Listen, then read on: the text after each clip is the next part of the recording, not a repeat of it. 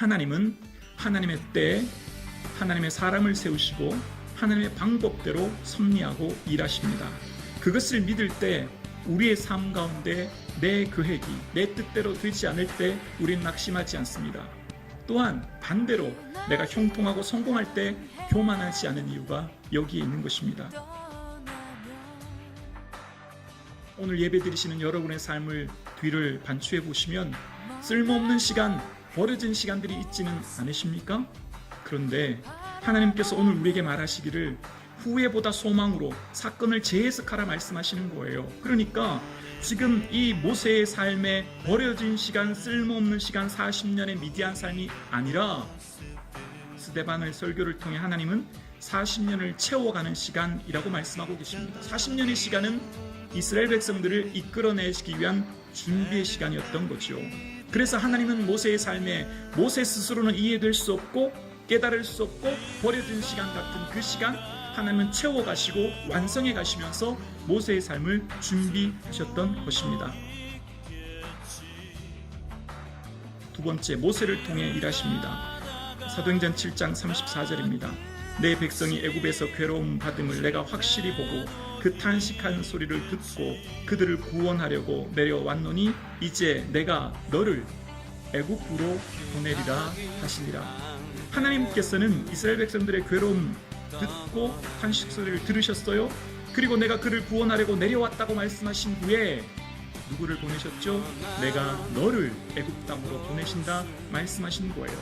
하나님은 징계하실 때에 소돔과 고모라처럼 유황과 불을 직접 내리시지만 말씀을 보면 반드시 구원하실 때는 사람을 통해 구원하십니다. 여러분, 하나님께서는 이스라엘 백성들의 모든 괴로움과 탄식을 들으셨어요. 내가 내려간다고 말씀하셨고 구원하신다고 하셨는데 누구를 보내셨어요?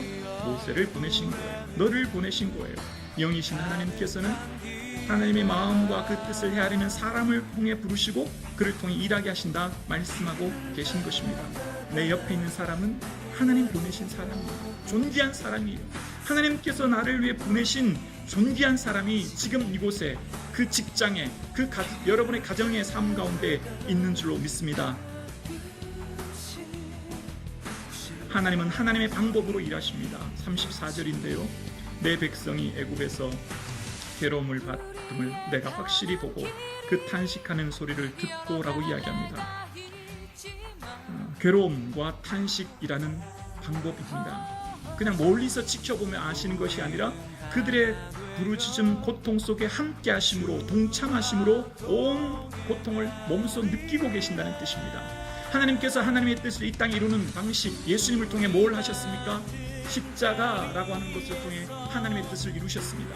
십자가는 우리의 방식으로 이해되지 않은 방식입니다. 그러나 주님께서는 우리를 위하여 율법의 저주를 받으시고 속량하사 율법의 나무에 달린 자마다 저주 아래 있게 하였습니다 라고 이야기합니다.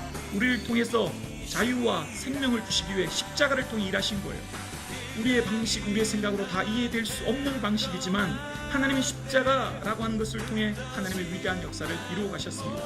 여러분, 하나님이 일하시는 방식이 형통, 일치, 사랑일 것 같은데 흉년, 시기, 팔림, 탄식을 통해서도 일하실 수 있다는 거예요.